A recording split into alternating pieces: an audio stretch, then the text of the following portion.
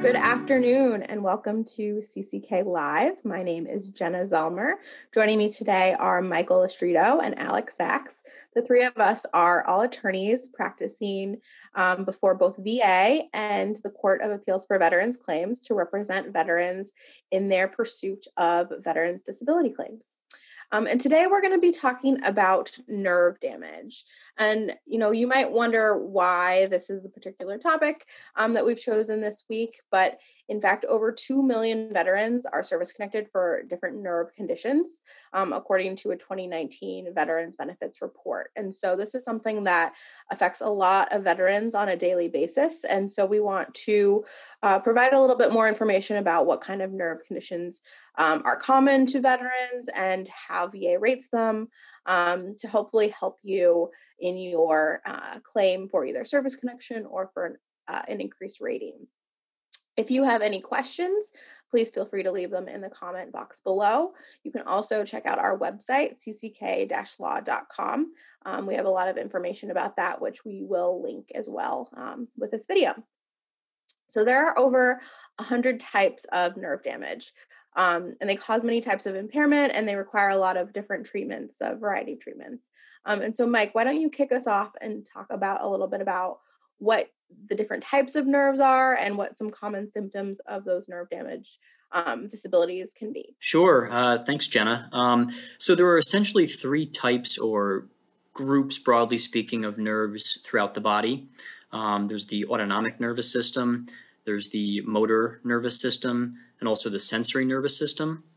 For the autonomic system, this is the part of the nervous system that really controls the involuntary or partially voluntary activities throughout the body. So think about, a person's heart rate or their blood pressure or even their digestion.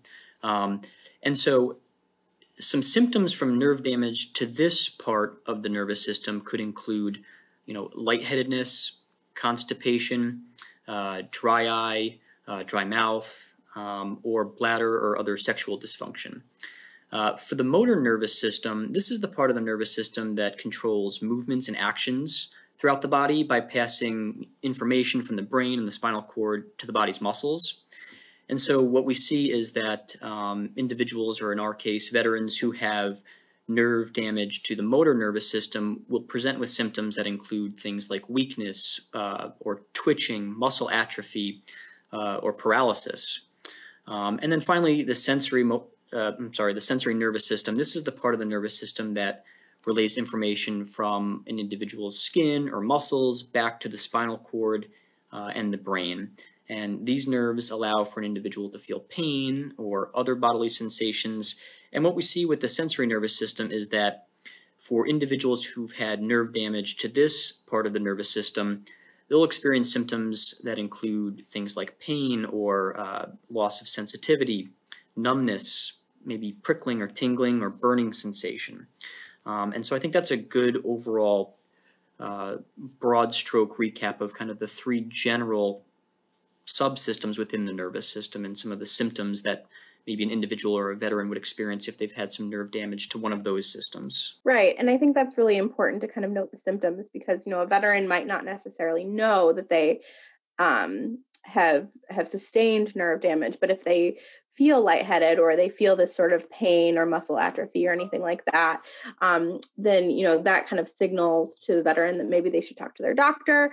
If they have either an attorney or a veteran service representative, that's something that they can, you should definitely look into and see whether or not anything related to service might have contributed to those symptoms. That's such a great point because, veterans are not expected to know these three kind of medical and scientific subsets of the nervous system. When they file a claim or they're submitting lay testimony, really describing the symptoms or even describing the symptoms to a physician is what's key. They don't need to go in and say that they have an issue with their sensory nervous system, perhaps. Right. We don't expect anyone to say, I have an autonomic sensory or motor nerve damage. Exactly.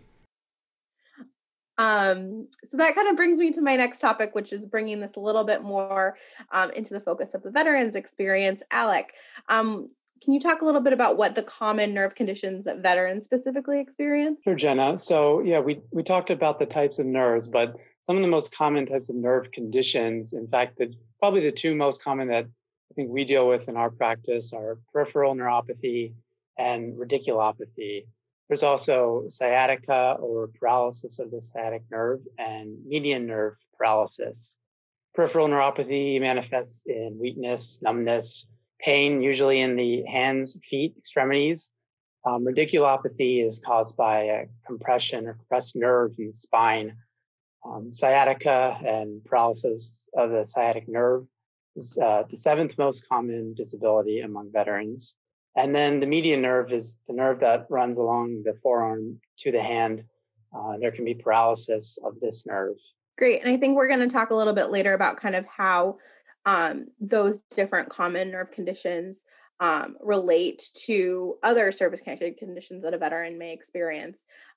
So I guess the bigger question is, how can these nerve conditions be caused by military service?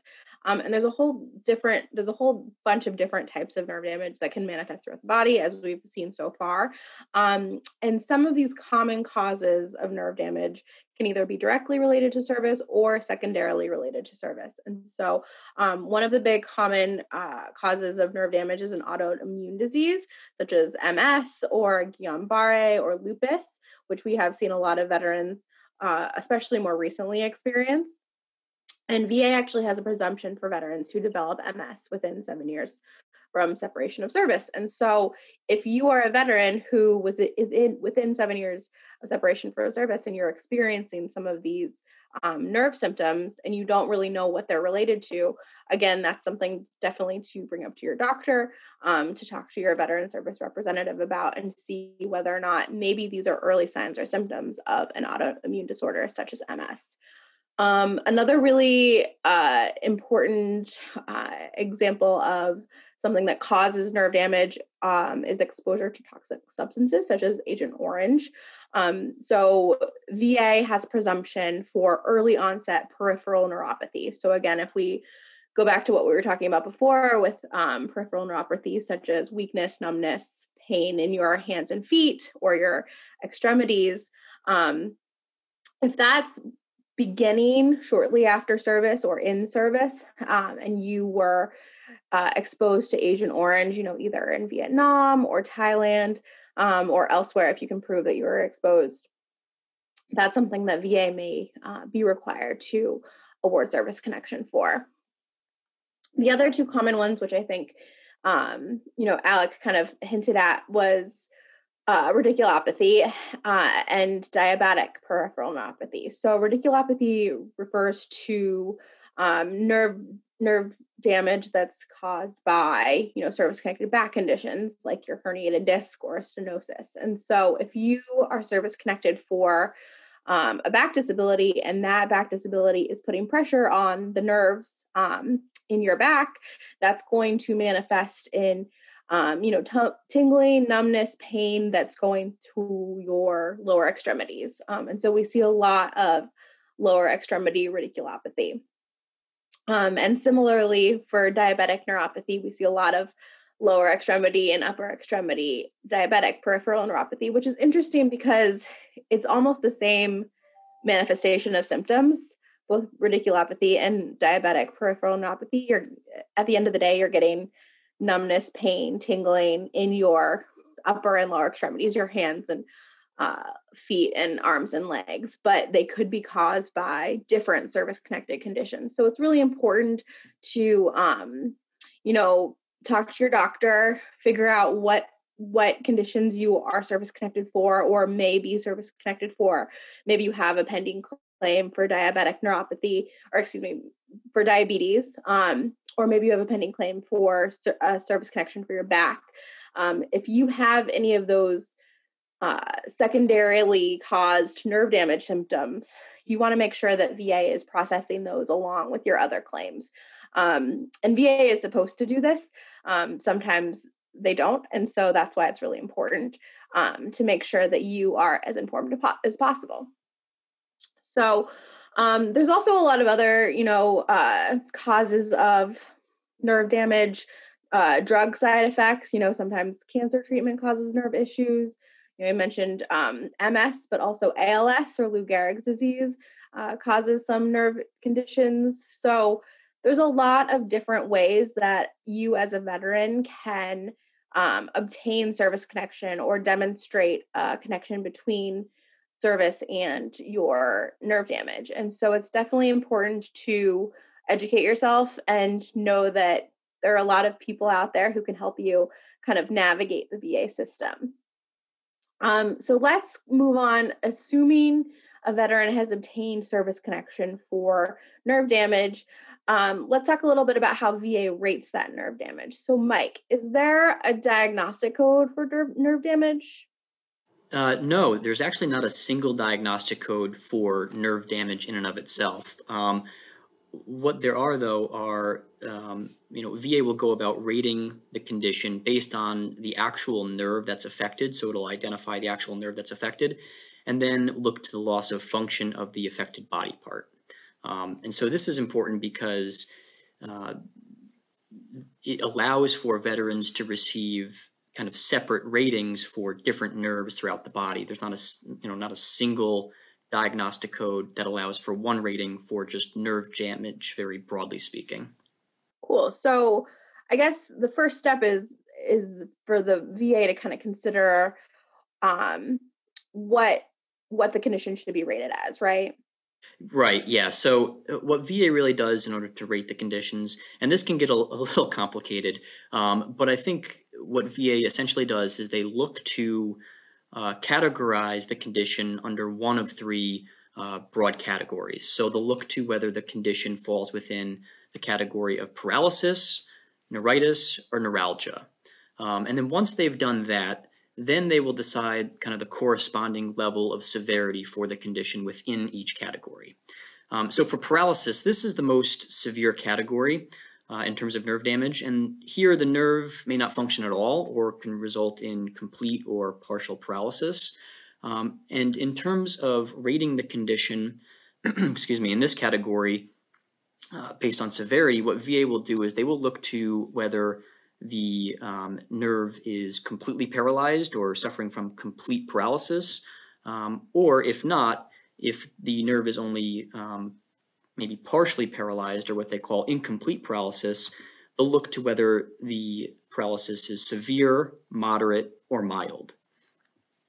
So for incomplete paralysis that is severe, VA is really looking to whether the veteran's really functioning is severely limited.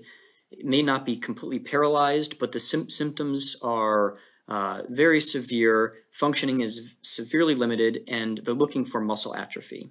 For incomplete paralysis that VA determines is only moderate, these symptoms really include things like tingling, numbness, moderate pain, that really limit the ability of the veteran to function on a day-to-day basis. For incomplete paralysis that's only deemed mild, VA is looking to, only mild pain or tingling, minor impairment. It makes it difficult, honestly, to rate these conditions because a lot of these terms aren't actually defined. And so in some ways, veterans and advocates are left kind of guessing as to what, severe, moderate, mild actually means within the context of rating this disability. But that's how, VA would go about rating a condition, a nerve condition that they deem to fall under the paralysis category. For neuritis really essentially means that the nerve can still function, but it is swollen or painful. What's key here is that the nerve has to involve at least one of the three following symptoms. So the veteran has to show loss of sensation, muscle atrophy, or loss of reflexes in some way. Again, under the category of neuritis, VA will rate the condition based on whether the condition's deemed severe, moderate, or mild. Again, there's really no definition as to what severe, moderate, or mild means, but I think when thinking about whether the condition's severe, we want to look at, first, does the veteran display loss of sensation, muscle atrophy, loss of reflexes, and does it severely limit the veteran's functioning? For the condition to be deemed moderate under this, the category of neuritis, one or more of the loss of sensation, muscle atrophy, or loss of reflexes has to be present, not necessarily all three. But veterans need to show that their functioning is significantly interfered or impacted with. And for mild, one or more of the symptoms that we've been talking about, the loss of sensation, muscle atrophy, and loss of reflexes has to be present. But here, a veteran would only have mild impairment in their ability to function. The final third category that VA can rate a nerve condition under is neuralgia. And what neuralgia means is it's essentially sharp pain due to an irritated or damaged nerve, and this oftentimes causes tingling, numbness, and here the condition is rated either mild or moderate. And so for the condition to be rated moderate, VA will look to symptoms such as tingling, numbness, moderate to severe pain, or other symptoms that significantly interfere with the veteran's functioning. And mild, we're looking at mild tingling or pain and only a limited effect or impact on the veteran's ability to function. Once VA has gone through that whole analysis, what they'll do is they will turn to look to what the specific nerve is that's affected, and they'll assign a corresponding rating based on that diagnostic code. So that's super simple. It's very, very simple, and it makes it even more difficult, I think, like we said, the fact that a lot of these terms haven't really been defined anywhere in the regulation, in case law, in the statute. And so I think, not to get ahead of ourselves too much, but I think a really important piece for veterans trying to prove their case here is the use of lay testimony. And maybe we'll hit on this a little bit later, but I think here lay testimony from the veteran that really shows the severity of the veteran's symptoms and how the severity of the symptoms impact their ability to, go about their daily life or work. That's going to be really critical, I think, in helping to show whether the condition is severe, moderate, or mild.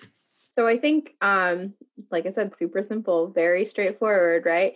I think it's very interesting that the criteria for neuralgia, neuritis, and paralysis are all very similar. And so it really just kind of comes down to what a doctor says about whether or not a veteran's nerve damage meets the level of incomplete or complete paralysis versus whether or not it's just sharp pain due to an irritated or damaged nerve. And a veteran, as we've said, a veteran doesn't know whether or not they have incomplete paralysis or whether they have just neuralgia or a damaged nerve. And so this can be really complicated. And I know I'm probably sounding like a broken record at this point, but it is really important to kind of, seek help from someone who is a professional in this area, because like you said, all of the terms are kind of interchangeable. They're all pretty vague.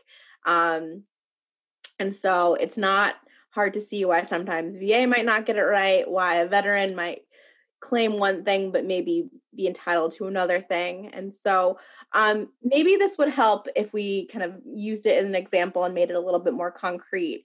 Alec, can you use an example of kind of how VA would rate a nerve damage case? Sure. Yeah, it might help a little bit, but as we've all alluded to, this is tricky stuff.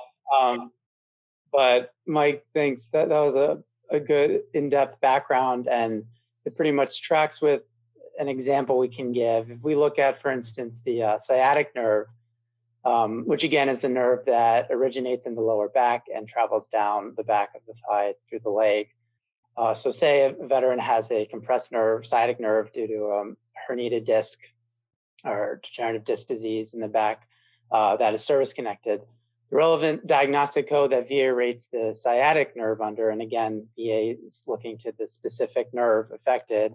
So here that diagnostic code is 8520. You don't need to remember that, but that is what it is. And it differentiates between, as Mike had talked about, complete paralysis versus incomplete paralysis, and then the various levels of incomplete paralysis, which range from severe, moderate, and mild.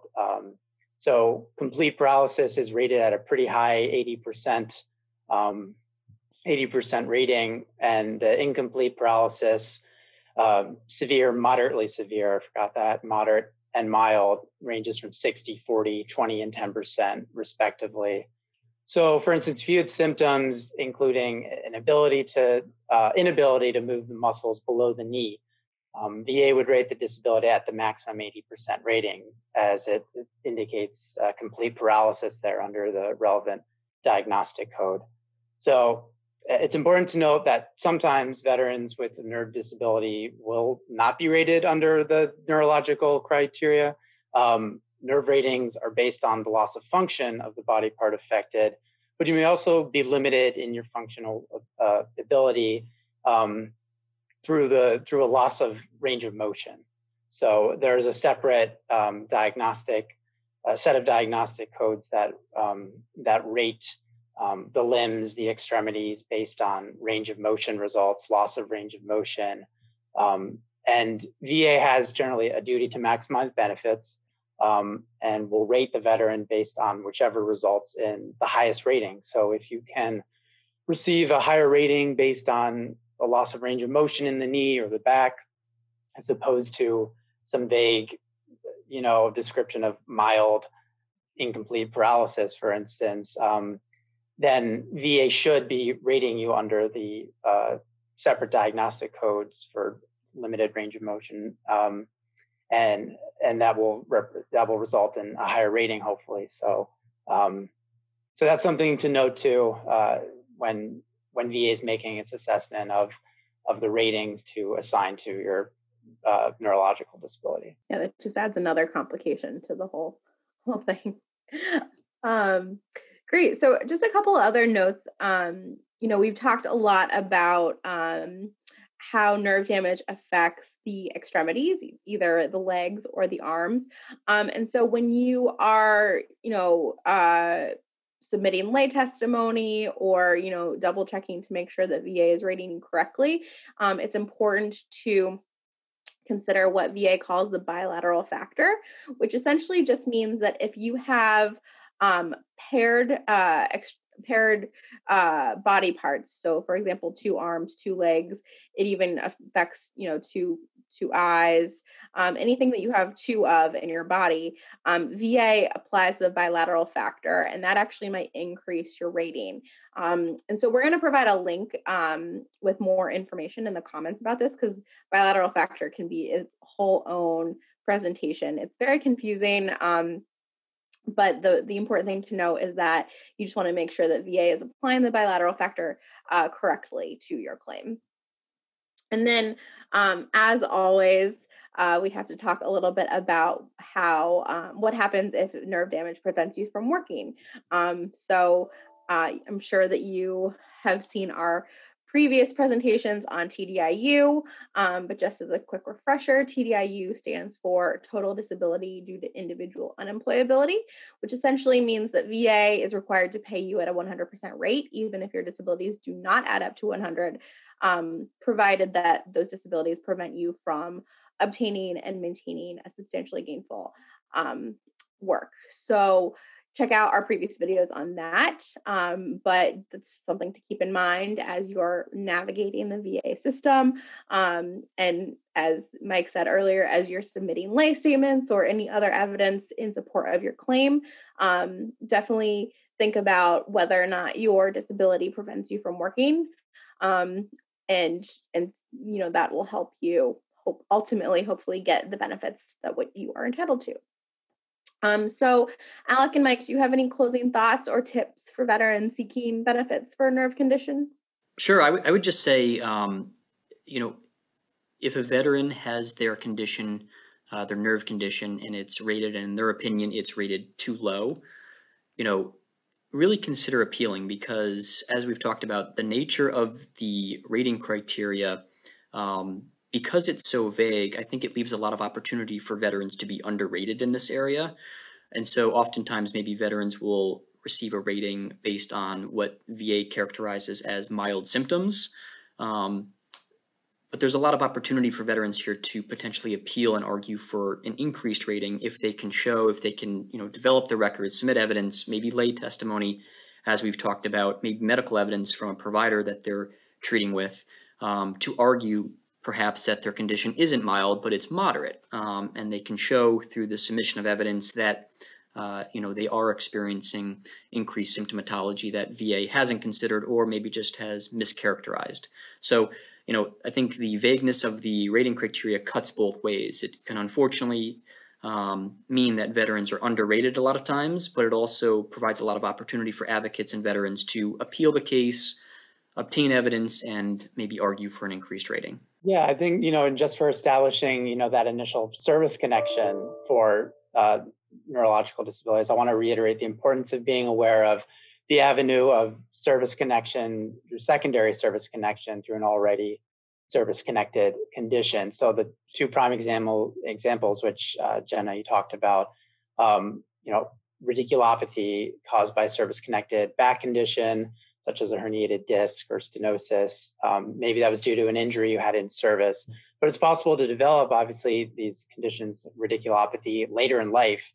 There wouldn't necessarily be evidence of it in service or even soon after service necessarily, but you can still obtain benefits, service connection and benefits for these later diagnosed conditions as through the secondary service connection avenue. And that's oftentimes, the main way we see these service-connected radiculopathy. Another good example was the diabetic neuropathy. If you're service-connected for diabetes, perhaps through VA's the presumption for Agent Orange exposure for Vietnam veterans, you can establish secondary service connection for the diabetic neuropathy that way. Yeah, I think that's a good point to end on, is to just constantly be vigilant. Just because VA, at one time awarded you service connection for a back or diabetes, just kind of monitor that and make sure that if you are experiencing later symptoms of, numbness, tingling, pain, anything like that, think about whether or not those could be related to your already service-connected conditions. I think that's really important to remember that, a veteran's service-connected disability picture can change and evolve as time goes on. Great. Well, thank you all so much for joining us. Thanks, Mike. Thanks, Alec. If you have any further questions, as I mentioned before, please feel free to check out our website, cck-law.com. As I mentioned, we'll provide some more info in the comments below. So definitely check that out. And we will see you next week.